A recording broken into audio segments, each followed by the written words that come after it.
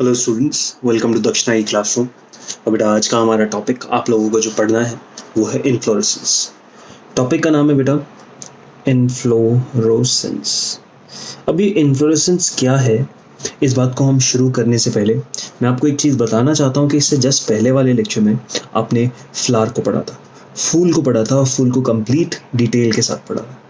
अब इस लेक्चर में मैं आपके लिए क्या करना चाहता हूँ बेटा, ये लेक्चर आपका एक काफ़ी एक बढ़िया लेक्चर होगा, एक इस ऐसे लेक्चर में जहाँ पर आपको इन्फ्लोरेसेंस नाम का कंसेप्ट तो सीखने को मिलेगा, प्लस हम यहाँ पे एक ईंट डालेंगे, एक नींव डालेंगे, एक फाउंडेशन डालेंगे वो चीज़ पढ़ने की जो हमें फाइनली इस चैप्टर के एंड में फैमिलीज़ में देखना है। यानी हम लोग इस चैप्टर में जब फैमिलीज़ पढ़ते हैं, फ्लोरल फैमिलीज जब हम पढ़ते हैं तो बेटा उसके लिए हमें कुछ इन्फॉर्मेशन चाहिए होती है, यानी हमें कुछ पॉइंट्स अंडरस्टैंड करने पड़ते हैं। तो अब मैं यहाँ पर आपको इस इन्फ्लोरेसेंस को शुरू करने से पहले आपको एक फ्लावर की, एक पूरे के पूरे फूल की, और इनफैक्ट नॉट जस्ट फूल, पूरे प्लांट की हम लोग क्या करने वाले, पूरी एक डिटेलिंग करने वाले। एक डिटेलिंग कुछ इस तरीके से कि हम लोग उसको बेसिक समझ जाए कि एग्जैक्टली अपन ने क्या क्या पढ़ा, समझ पाए। जब भी बेटा हम लोग क्या काम करते हैं, हम लोग एक प्लांट लेते हैं तो प्लांट के अंदर हम समझते हैं दो चीज़ें देखी जा सकती हैं, एक वेजिटेटिव कैरेक्टर्स और दूसरा वाला रिप्रोडक्टिव कैरेक्टर्स। कोई भी प्लांट इन दोनों फैक्टर्स की मदद से जाना जाता है। जब आप वेजिटेटिव कैरेक्टर्स की बात करते हो तो आपके पास यहाँ पे रूट, स्टेम, लीफ, ये तीनों चीज़ें आ जाती हैं। जब आप रिप्रोडक्टिव कैरेक्टर्स की बात करते हो तो रिप्रोडक्टिव कैरेक्टर्स के अंदर आपके पास बेसिकली जो कंस्ट्रक्चर आता है वो आता है फ्लावर। इतना समझ गए? तो ये क्योंकि एक हमारा एक तरीके से रिवीजन भी हो जाएगा और हमें सबकी सब चीज़ें समझ भी आ जाएंगी, तो हम लोग यहाँ पे सबसे पहले हमेशा बात करेंगे वेजिटेटिव कैरेक्टर्स की। जब भी किसी प्लांट को समझाने लगते हैं या प्लांट की डिटेल के बारे में डिस्कस करने लगते हैं, हम सबसे पहले वेजिटेटिव कैरेक्टर्स को डिस्कस करते हैं। वेजिटेटिव कैरेक्टर्स को डिस्कस करने में सबसे पहला हमारे पास टॉपिक आता है रूट। बेटा रूट को अगर मैं आपको याद कराऊं तो रूट हम लोगों ने तीन तरीके से देखी, एक टैप रूट, दूसरा फाइब्रस रूट और तीसरा एडवेंटिशियस रूट, EDVENTIOUS, ये एडवेंटिशियस रूट। ये तीन तरीके के अपन ने रूट्स देखे। रूट के अंदर मुझे मालूम है टैप रूट क्लियर है, जो डायरेक्टली रेडिकल से बनती है। फाइब्रस रूट रेडिकल से प्राइमरी एक्सटेंशन होती है, लेकिन जो वो प्राइमरी रूट बनती है वो खत्म हो जाती है और बाकी फाइब्रस लाइक स्ट्रक्चर्स स्टेम के बेस में से निकलते हैं। एडवेंटिशियस रूट हर उस रूट को कहते हैं जो रेडिकल की जगह कहीं से भी निकल सकती है। रेडिकल को छोड़ के कहीं से भी अगर कोई रूट टाइप स्ट्रक्चर बन रहा है तो वो कौन सा होगा आपके पास, एडवेंटिशियस रूट। रूट के बाद बेटा अपन लोगों ने पढ़ा स्टेम को। जब स्टेम को पढ़ा तो स्टेम को एग्जैक्टली हम दो तरीके से कह दिया, एक वीक स्टेम और दूसरा एक स्ट्रॉन्ग स्टेम। जो स्ट्रॉन्ग स्टेम था वो इरेक्ट खड़ा होता है और वीक स्टेम ज़मीन पे गिरा होता है। जब वीक स्टेम को देखा तो हमने इस तरीके से दो देख लिए फॉर्म्स, ट्रेलर्स, क्लाइंबर्स, राइट। इसके साथ साथ स्टेम के अंदर हम लोगों ने ब्रांचिंग को ऑब्जर्व किया और ब्रांचिंग को ऑब्जर्व करने के बाद हम लोगों ने डाइकोटोमस ब्रांचिंग बताई और लेटरल ब्रांचिंग बताई। लेटरल ब्रांचिंग को फिर आगे हमने साइमोस, रेसमोस, इन सब चीज़ों में क्लासिफाई कर दिया, तो वो डिफरेंट टाइप के ब्रांचेस थे। इतना क्लियर हो गया? तो स्टेम के साथ बेसिक ये फॉर्म्स थे। याद रखिएगा बेटा, रूट में और स्टेम में हमने मॉडिफिकेशंस देखी, यानी अगर आप रूट एंड स्टेम की बात करते हैं तो वो अपने आप को इस बेसिक सपोर्ट के काम से या कंडक्शन के काम से, जो रूट और स्टेम का बेसिक काम होता है, रूट का बेसिक काम न्यूट्रिएंट्स को एब्जॉर्ब करना, स्टेम का बेसिक काम स्टेम को पूरे के पूरे प्लांट को एक स्ट्रक्चर प्रोवाइड करना, एक ऐसा मीडियम प्रोवाइड करना जहाँ से रूट से सामान ऊपर जा सके लीफ के पास और लीफ से जो खाना बना हुआ है वो वापस रूट के पास आ सके। ये वाला काम किसका था, स्टेम का। समझ पाए? तो अब मैं यहाँ पे आपको एक चीज़ बता देना और रिमाइंड करा देना चाह रहा हूँ कि हम लोग यहाँ पे एक सॉर्ट ऑफ रिविजन करें। इसके बाद नेक्स्ट चीज़ बेटा जो हम लोग पढ़ते हैं वो होते हैं हमारी लीफ। जब बेटा आप लीफ को स्टडी करते हो तो लीफ के तीन पार्ट्स होते हैं। जब आपकी लीफ के तीन पार्ट्स होते हैं तो आप सिंपल सी बात कहते हो कि लीफ के, अगर मैं पार्ट्स को बोलूँ तो हम यहाँ पे तीन पार्ट्स बोलते हैं, बेस, पिटियोल और लमाइना, क्या ये तीनों की डिस्कशन होती है? बिल्कुल। अब बेस के अंदर हमने डिफरेंट डिफरेंट फॉर्म्स देखे। बेस के पास बेटा आप लोगों ने बहुत बार देखा कि बेस के आपके पास पल्विनस हो सकता है अगर बेस अपना स्वोलन हो। बेस के पास शीथ हो सकती है जो मोनोकॉट्स ग्रासेस में मिलती है। बेस के पास लीफ लाइक एक्सटेंशन मिल सकती है, उनको क्या टर्म करते हैं? स्टिप्यूल। याद समझ आ रहा है? अब बेस के पास कभी कभी बेटा एक और लीफ लाइक एक्सटेंशन मिलती है, उसको लिग्यूल भी कहते हैं। याद रखना, लिग्यूल मैंने वैसे आपको पढ़ाया नहीं है क्योंकि सिलेबस का पार्ट नहीं, बट मैं आपको इस ऐसे बता दे रहा हूँ कि कभी किसी क्वेश्चन में आ जाए तो आपको इधर उधर ढूंढने की जरूरत नहीं पड़े। लिग्यूल क्या होता है? लिग्यूल एक लीफ लाइक स्ट्रक्चर होता है, like stipule which is present as a extension from the base. फिर बेटा पिटियोल की बात करी, पिटियोल तो अपने को समझ आता है। फिर हमने लीफ लमाइना की बात करी। लीफ लमाइना में बेटा हम लोगों ने दो चीज़ों की बात करी, एक इंसिजन्स और दूसरा वेन्स। बेटा जब आपने इंसिजन्स को डिफाइन किया कि लीफ के अंदर ये लीफ बनाते हैं, उसके अंदर जो ये इंसिजन्स है वो किस तरीके से, क्या इंसिजन यहाँ मिड रिब तक पहुंच रहे हैं? अगर इंसिजन मिड रिब तक नहीं पहुंच रहे हैं तो लीफ आपके पास सिंपल है, अगर वो मिड रिब तक पहुंच रहे हैं लीफ आपके पास कंपाउंड है। तो दैट मीन्स हम लोगों ने इंसिजन्स को इस तरीके से टर्म कर दिया, सिंपल और दूसरा कंपाउंड, राइट।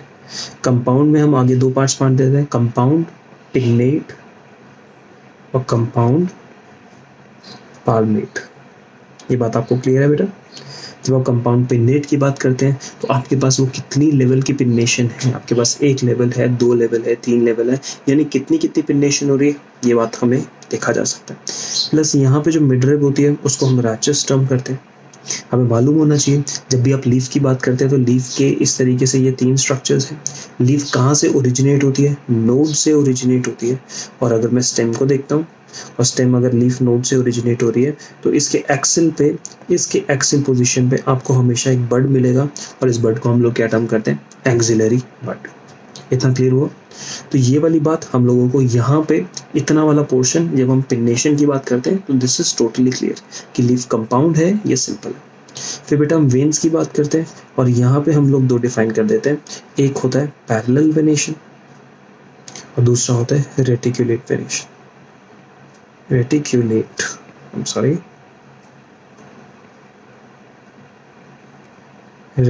वेनेशन, ये दो टाइप की वेनेशंस हैं, ये लीफ के केस में देखने को मिलती है, राइट।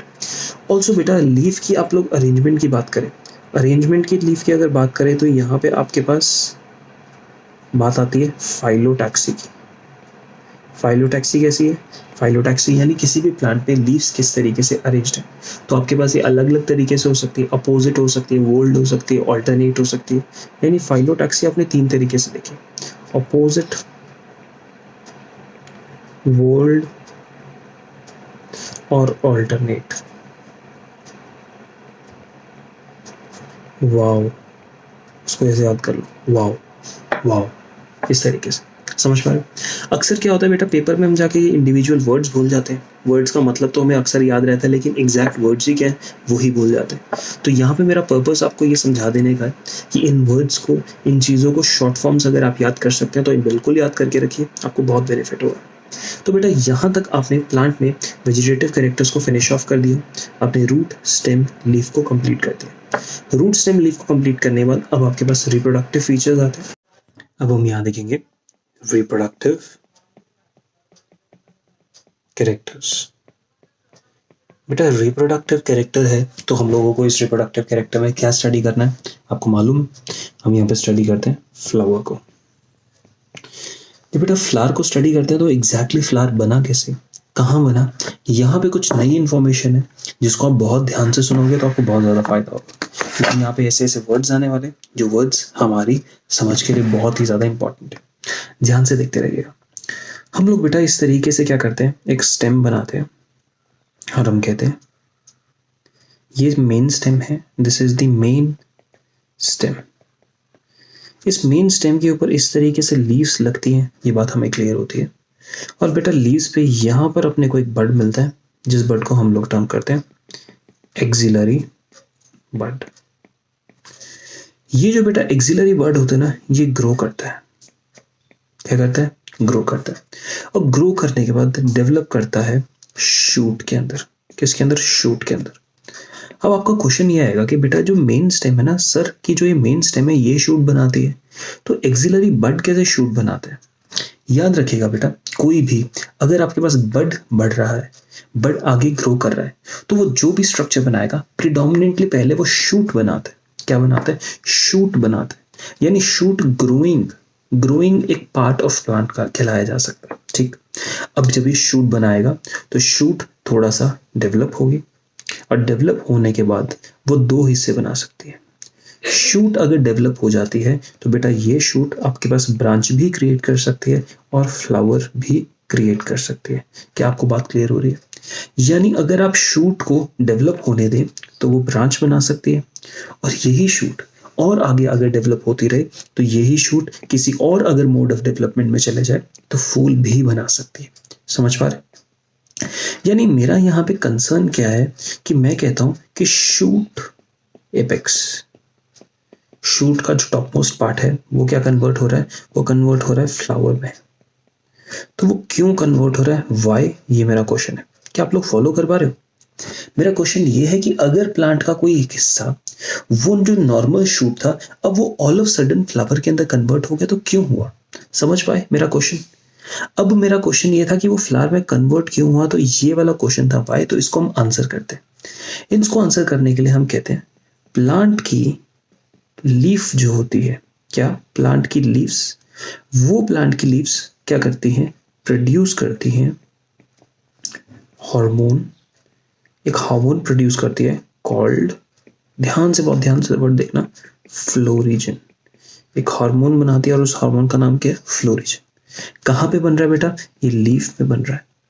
अब ये लीव से क्या करता है? हार्मोन यहां से माइग्रेट करता है, और माइग्रेट करने के बाद शूट एपेक्स में जाता है, शूट के टिप पे जाता है। अब शूट एपेक्स पे जाएगा तो अब क्या करेगा? इट करेगा convert shoot apex into floral apex. यानी शूट एपेक्स को फ्लोरल एपेक्स में कन्वर्ट कर देगा। यानी जो हमारे पास उस शूट का हिस्सा था, अब उसके अंदर chemical modification I because of this वाला हार्मोन। तो ये फ्लोरिजन हार्मोन ने उस शूट एपेक्स को कन्वर्ट कर दिया फ्लोरल एपेक्स में। समझ पाए? जब बेटा आप शूट एपेक्स का स्ट्रक्चर देखते हैं तो आप समझ लो शूट एपेक्स का स्ट्रक्चर ऐसा है, उसमें इधर इधर इधर ऐसे ऐसे आपके पास नोड्स थे। जब इस तरीके से नोड्स थे तो जब वो फ्लावर एपेक्स में कन्वर्ट हुआ, तो जो फ्लावर एपेक्स होता है, फ्लावर एपेक्स है, एपेक्स मतलब टॉप मोस्ट पॉइंट, यहां पे क्या है? कंडेंसेशन। क्या हो गया यहाँ पे? Condensation of inter nodes. Inter nodes का कंडेंसेशन हो गया। क्या ये बात मैं आपको ऑलरेडी बता चुका हूं? तो मैं कहूंगा हाँ। हम जब अक्सर एक स्टेम को देखते हैं या एक शूट को देखते हैं तो इस तरीके से ये नोड्स अलग अलग दूर दूर पड़े थे। ये वाली बात हमें अच्छे से क्लियर आती है, राइट? अब इसके आगे हमें कंडीशन क्या करनी होती है कि जब हम इस स्ट्रक्चर को लेते हैं तो बेटा हम इस स्ट्रक्चर को ना क्या करते हैं? इस तरीके से एकदम कंडेंस कर देते हैं। कंडेंस करने से ये स्ट्रक्चर हमारे पास इस तरीके से बड़ा था। अब ये जब स्ट्रक्चर कंडेंस हो जाता है तो कंडेंस होने की वजह से, ध्यान से मेरा हाथ देखते रहना बेटा, यहाँ पे जो नोड्स होते हैं वो नोड्स एक दूसरे के बहुत ज्यादा पास पास आ जाते हैं। इंटरनोड्स का अमाउंट, इंटरनोड्स की लेंथ कम हो जाती है, ये नोड्स बहुत ज्यादा पास आ जाते हैं। तो अब ये जो चीज होती है ये हम लोग क्या कहते हैं? Flower apex which has condensed internodes, right? अब जिसके पास कंडेंस्ड इंटरनोड्स है, यानी इंटरनोड्स बहुत ही ज्यादा छोटे हैं, तो अब इसके आगे बेटा कंडीशन क्या होगी? यहां पर डेवलपमेंट ऑफ फ्लोरल अपेंडेजेस या floral walls from each node. क्या आप यहाँ पे अलग अलग ऑरेंज कलर के बने हुए अलग अलग नोड्स देख सकते हो? तो ये अलग अलग नोड्स है, ये चार अलग अलग नोड्स हैं। एक से गाइनोशियम बनेगा, एक से एंड्रोशियम, एक से कैलिक्स और एक से करोला। इस तरीके से आपके पास टोटल के टोटल 4 नोड्स बेटा यहाँ पे क्रिएट हो जाएंगे। बात टोटल अच्छे से क्लियर हो गई? अगर बात यहाँ पे बेटा क्लियर हो गई तो अभी मैं आपको कहना चाहूंगा कि ये एक प्लांट था, एक प्लांट पे ये एक ब्रांच थी, जो ब्रांच कन्वर्ट हो चुकी है, this is a branch which is converted into structure that now has flowers. ये ब्रांच ऐसे स्ट्रक्चर में कन्वर्ट हुई है जहाँ पे फूल होगा, समझ पाए? तो अब यहाँ पे आपके पास इधर इस तरीके से फूल मिल जाएगा, आपको यहाँ पे फूल मिल जाएगा, आपको यहाँ पे फूल मिल जाएगा, इधर फूल मिल जाएगा, इधर फूल मिल जाएगा, राइट? तो बेटा दिस ब्रांच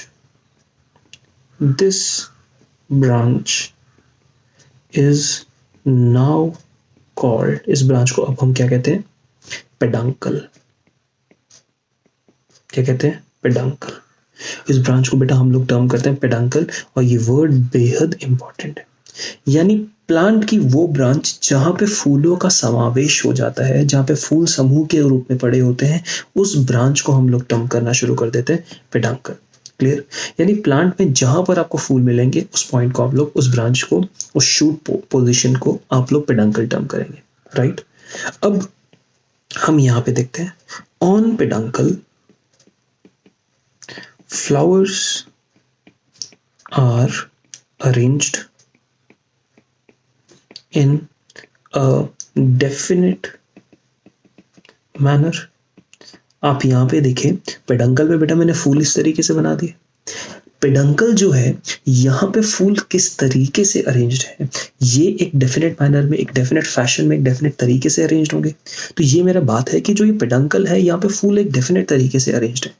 तो दिस अरेंजमेंट, ध्यान से रखना, दिस मैनर यानी दिस अरेंजमेंट इज कॉल्ड, क्या कहते हैं बेटा इसको? इनफ्लोरोसेंस। इसको हम क्या टर्म करते हैं? इन्फ्लोरेसेंस। इस अरेंजमेंट को हम लोग इन्फ्लोरेसेंस टर्म करते हैं। क्या आपको ये वाली बात क्लियर हुई? सबसे पहली बात बेटा आपको पेडंकल क्लियर हुआ। पेडंकल प्लांट का वो हिस्सा है जिस हिस्से के ऊपर किस चीज की अरेंजमेंट है? फ्लावर्स की अरेंजमेंट है। पेडंकल के ऊपर फ्लावर्स अरेंज्ड है, किस तरीके से अरेंज्ड है, इस तरीके को, इस अरेंजमेंट को बेटा हम लोग टर्म करते हैं क्या? हम लोग टर्म करते हैं इन्फ्लोरेसेंस। कहानी क्लियर हो रही है? अब बेटा, अब आपके पास वर्ड है फ्लावर। तो जब भी हम किसी भी प्लांट में फ्लावर की बात करते हैं, तो सबसे पहले इंफॉर्मेशन देते हैं कि उस प्लांट में जो फ्लावर है वो किस इन्फ्लोरेसेंस में प्रेजेंट है। कहानी क्लियर होगी?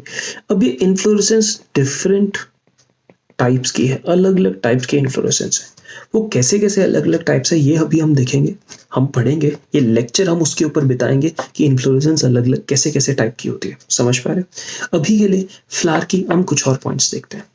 मैं कहता हूँ फ्लावर जिस ब्रांच पे पड़ा है, जिस ब्रांच पे आपके पास फ्लावर पड़ा है, इस ब्रांच को बेटा हम लोग क्या कहते हैं? Peduncle, right? जब इस ब्रांच से फूल, पेडंकल से फूल निकल रहा है, तो मैं दोबारा यहाँ स्ट्रक्चर बनाता हूँ और मैं कहूँगा क्योंकि ये ब्रांच है तो ब्रांच के पास नोड्स तो होंगे, तो यहाँ पे नोड से बेटा एक इस तरीके से लीफ निकलेगी, बिल्कुल निकलेगी, और लीफ से यहाँ पे क्या आपके पास इस तरीके से फूल का पेडिसल निकलेगा, यस, और बाकी आपके पास फ्लावर यहाँ पे आपको दिखाई देगा, बिल्कुल। तो मैं कहूँगा बेटा ये वाला पोर्शन क्या कहलाता है? पेडिसल। क्या आप पेडंकल और पेडिसल के बीच में डिफरेंशिएट क्रिएट कर पा रहे? ये बहुत जरूरी, आपको पेडंकल भी क्लियर होना चाहिए, पेडिसल भी क्लियर।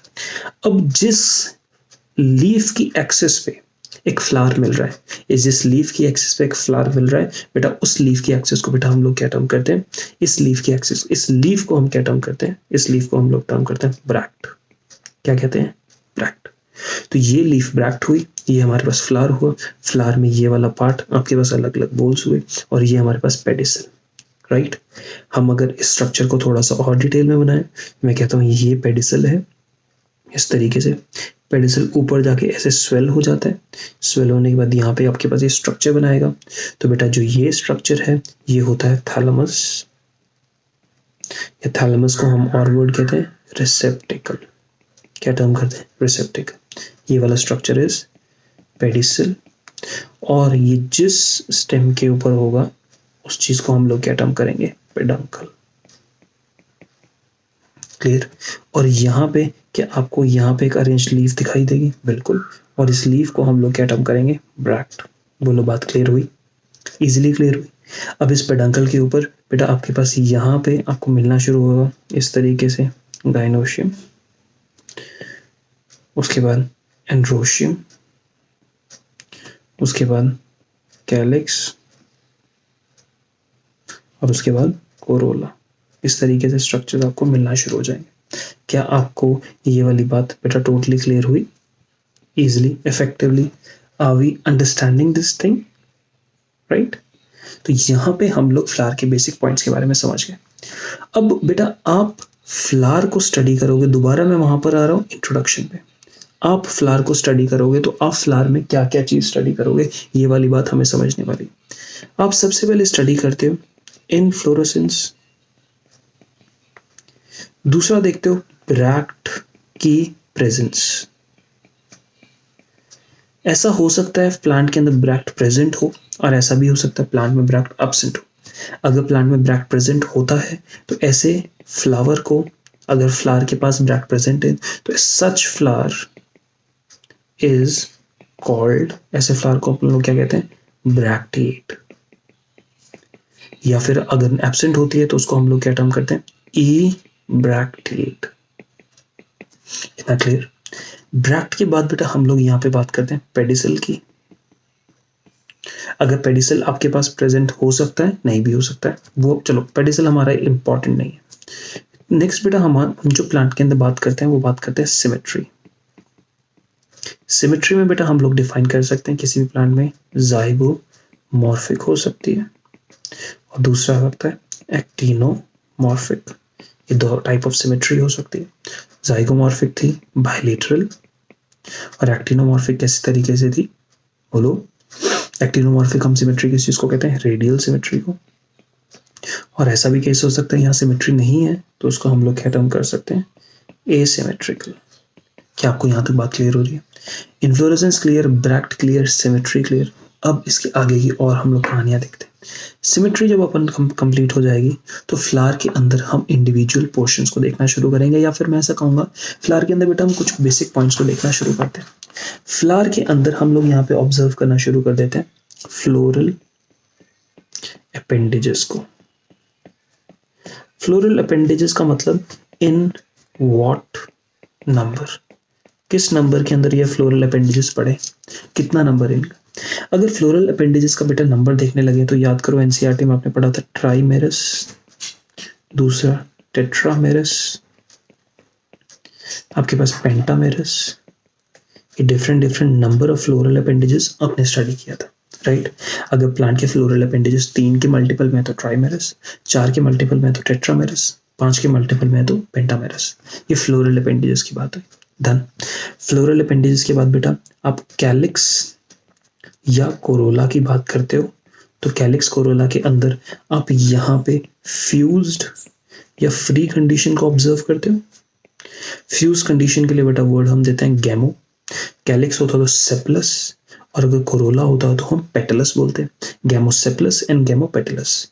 यहाँ पे फ्री कंडीशन होती है तो हम वर्ड करते हैं पॉलीसेप्लस एंड पॉलीपेटलस।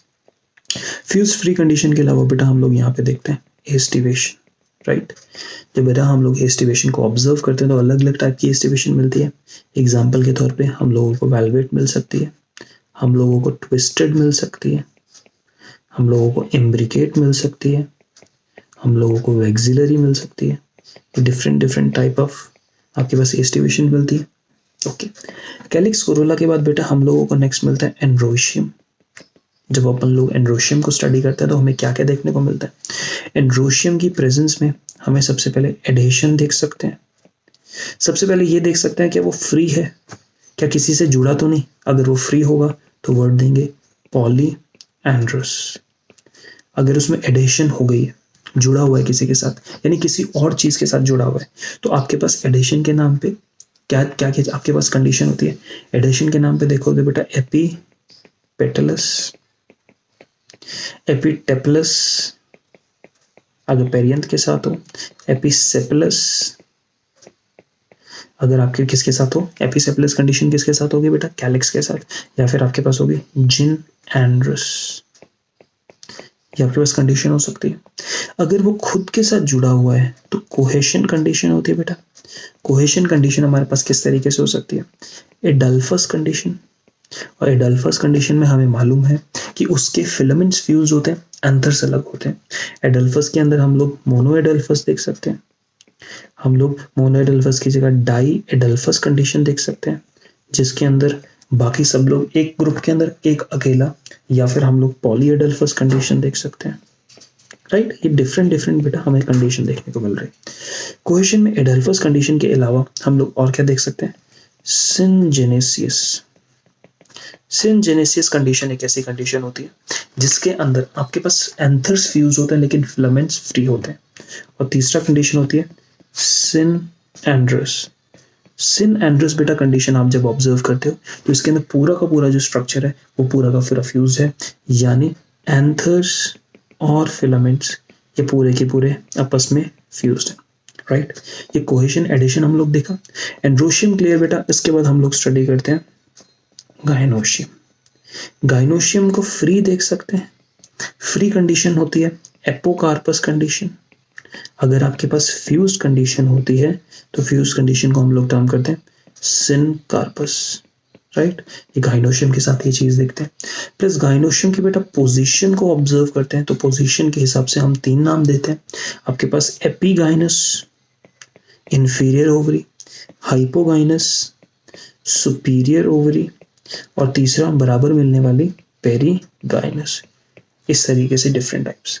तो यहां तक बेसिक बेटा अब अपन ने स्टडी कर लिया एक फ्लावर के डिफरेंट पार्ट्स। हम लोगों ने इस लेक्चर में ये सब आपको रिवाइज कराते वक्त बेटा मैंने यहाँ पे कुछ एक इंपॉर्टेंट पॉइंट्स आपको बताए हैं। ये जिस चीज को हम पेडंकल कहते हैं, और पेडंकल पे फ्लावर की जो अरेंजमेंट होती है उस चीज को हम लोग क्या कहते हैं? इन्फ्लोरेसेंस। तो अब हमारा लेक्चर आगे आगे कैसे बढ़ेगा? हम पढ़ेंगे डिफरेंट टाइप ऑफ इन्फ्लोरेसेंस। देखो बेटा यहाँ पे इन्फ्लोरेसेंस अपन को क्या स्टडी करना है। इन्फ्लोरेसेंस की बात करी जाती है तो आपके सामने यहाँ डेफिनेशन दे रखी है। A specific mode of arrangement of a group or cluster of flowers on a common axis।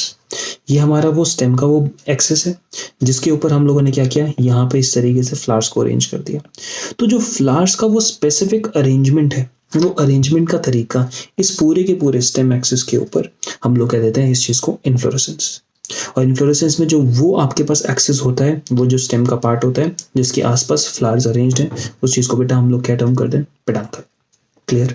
यहाँ पे स्ट्रक्चर देख सकते हो, इधर अपन फ्लावर है, फ्लावर में ये वाला पोर्शन पेडिसल है और इसके बराबर नीचे जो लीफ लाइक स्ट्रक्चर्स लगे हुए हैं वो है ब्रैक्ट। जब बेटा फूल की बात करते हैं तो किसी भी स्टेम एक्सिस पे फूल किस तरीके से अरेंज्ड है ये हमें हेल्प करता है डिटरमाइन करने में the type of flower that we have. क्या समझाना चाहता हूं? आप देखो कभी भी किसी भी स्टेम के ऊपर फूल किस तरीके से प्रेजेंट है, तो यहाँ पे वर्ड पहला आता है सॉलिटरी फ्लावर।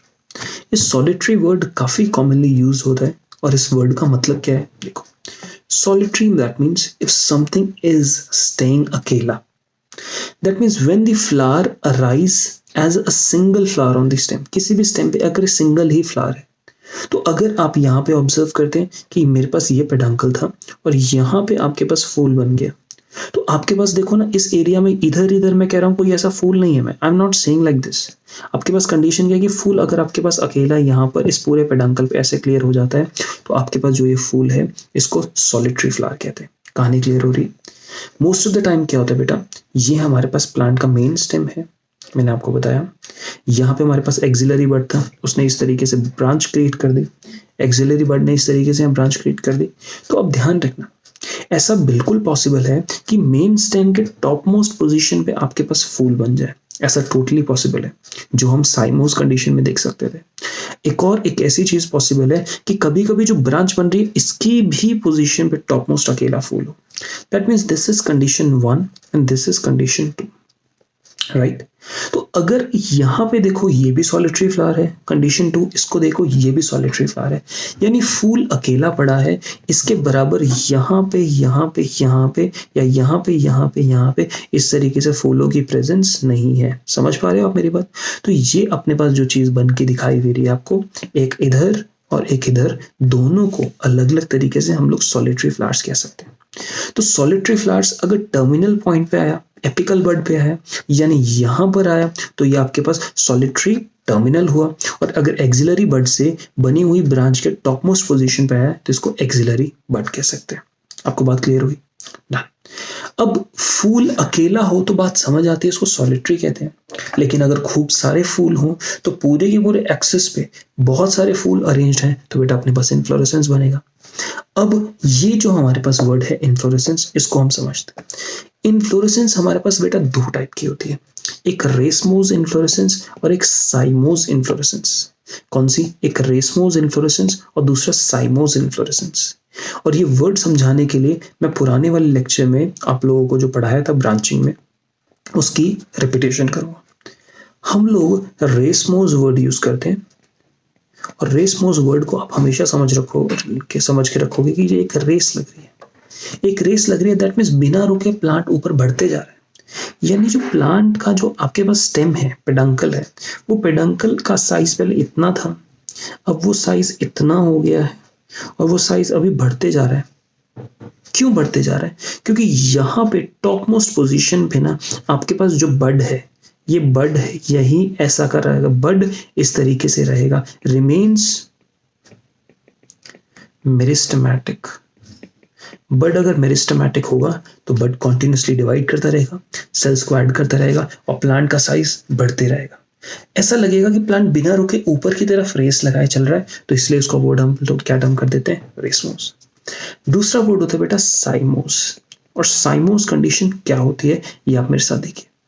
प्लांट में ये प्लांट ने यहां तक ग्रो किया, और ये जो ऊपर बड पोजीशन थी ना, वो बड पोजीशन की जगह यहां पे ना फूल आ गया। तो अगर बेटा यहां पे फ्लावर आ गया तो अब यहां पे एक मेरिस्टेमेटिक बड नहीं बचा, तो मेरिस्टेमेटिक बड नहीं बचा तो ये वाला जो एक्सिस है ना, ये ऊपर और नहीं बढ़ पाएगा। जब ये ऊपर और नहीं बढ़ पाएगा तो अब कंडीशन क्या होगी? यहाँ पे अपने पास एक्सिलरी बड्स थे, ये एक्सिलरी बड इस तरीके से ग्रो करना शुरू करेंगे, यानी अब मेरे को यहाँ पे ब्रांचिंग मिलनी शुरू हो जाएगी। अब बेटा यहाँ पे जब एक्सिलरी बड्स ग्रो करते हैं तो फिर इस पोजीशन पे आपको यहाँ पे और फिर टॉप मोस्ट पोजीशन पे भी दोबारा फूल मिल जाएगा। फिर यहाँ पे इसकी ब्रांचिंग एक्सिलरी बड वाली ब्रांचेस बनाएगा, और फिर आपके पास यहाँ पर भी और यहाँ पर भी आपके पास फूल मिल जाएगा। फिर यहाँ से ब्रांचिंग बननी शुरू होगी, इधर से ब्रांचिंग बननी शुरू होगी, और फिर अपने को यहाँ पर भी और यहाँ पर भी इस तरीके से फूल मिलता जाएगा। तो आप समझ रहे हो, जो मेन मेरा कहीं पर भी, चाहे यहाँ पर, चाहे यहाँ पर, चाहे इधर, ये जो मेन ग्रोइंग पॉइंट है ना, ये फ्लावर में टर्मिनेट कर देता है। तो ऐसा नहीं लगता कि मेन ग्रोइंग पॉइंट हमेशा ग्रो करते जा रहा है, नहीं, वो ऊपर की तरफ रेस लगाते जा रहा है, नहीं, इसलिए वो रेसमोस नहीं है। और जो चीज रेसमोस नहीं है उसको बेटा हम लोग टर्म करते हैं साइमोस। बोलो यहाँ तक बात क्लियर हुई? अगर इफेक्टिवली बेटा आपकी यहाँ तक बात क्लियर हुई तो हम यहाँ समझते हैं इन्फ्लोरेसेंस को देखते हैं दो टाइप्स का, एक रेसमोस और दूसरा साइमोस। क्योंकि रेसमोस वाला ऊपर बढ़ते जाता है बिना रुके, उसकी हाइट कभी आप कह नहीं सकते कि इतनी ही हाइट होगी, नहीं, वो जीवन भर बढ़ता रहेगा, हर वक्त उसकी हाइट चेंज होती रहेगी। तो एक डेफिनेट डिटरमाइंड हाइट नहीं है, इसलिए इसको वर्ड दिया जाता है इनडिटर्मिनेट। क्योंकि साइमोस में एक डेफिनेट डिटरमाइंड हाइट है, इसको नाम दिया जाता है डिटर्मिनेट। इतना कहानी क्लियर हो गया? अब जब हम लोग डिफाइन करते हैं रेसमोस और साइमोस को, तो हम लोग यहाँ पे डिफाइन करना शुरू कर देते हैं कि ये नीचे वाला पॉइंट है बेस। अब ये बेस से आप देखो ये ऊपर ऊपर बढ़ते जा रहे हैं। एपेक्स में अभी मैंने ब्लैक कलर से दिखाया है, ये कहते हुए यहाँ पे आपके पास फ्लावर नहीं आया, फ्लावर ऐसी अलग अलग पोजिशंस पे अपने पास यहाँ पे फ्लावर बनते रहे। क्या आपको बात क्लियर हो रही है? तो ये हमारा एपेक्स कॉन्टिन्यूसली ग्रो करते जा रहा है। जब बेटा हम लोग ऑब्जर्व करते हैं रेसमोस कंडीशन में, तो फूल किस मुताबिक बनते हैं? फूल यहाँ पे एक्रोपेटल ऑर्डर के मुताबिक बनते हैं। एक्रोपेटल ऑर्डर का मतलब क्या होता है कि जब आप बेस को ऑब्जर्व कर रहे हो तो जो ओल्डेस्ट सबसे पुराना फूल होगा वो बेस के सबसे ज्यादा पास होगा, और जो सबसे नया फूल होगा वो एपेक्स के सबसे ज्यादा पास होगा। क्लियर हो रही है? तो अब एपेक्स के सबसे पास आपके पास यंगेस्ट फ्लावर है, तो ऐसी कंडीशन को, एपेक्स के पास यंगेस्ट फ्लावर है, ऐसी कंडीशन को अपन टर्म करते हैं एक्रोपेटल। यहाँ पे एपेक्स से बहुत दूर है यंगेस्ट वाला फ्लावर, एपेक्स से बहुत ज्यादा दूर है, तो ऐसी कंडीशन को हम लोग यहाँ पे टर्म कर देते हैं, क्या कहते हैं? Basipetal condition. क्या टर्म करते हैं बेटा? Basipetal condition. तो आपके पास acropetal and basipetal condition I believe आपको इफेक्टिवली क्लियर हो गई है। तो अब यहाँ पे देखते हैं थोड़ी सी डिटेल। आपने एक इन्फ्लोरेसेंस देखी रेसमोस, दूसरा इन्फ्लोरेसेंस देखा साइमोस। अब कंडीशन क्या है कि हम रेसमोस और साइमोस को आगे डिस्टिंग्विश करते हैं, रेसमोस इन्फ्लोरेसेंस की और टाइप्स देखते हैं। तो आइए क्या है हम लोग स्टडी करते हैं।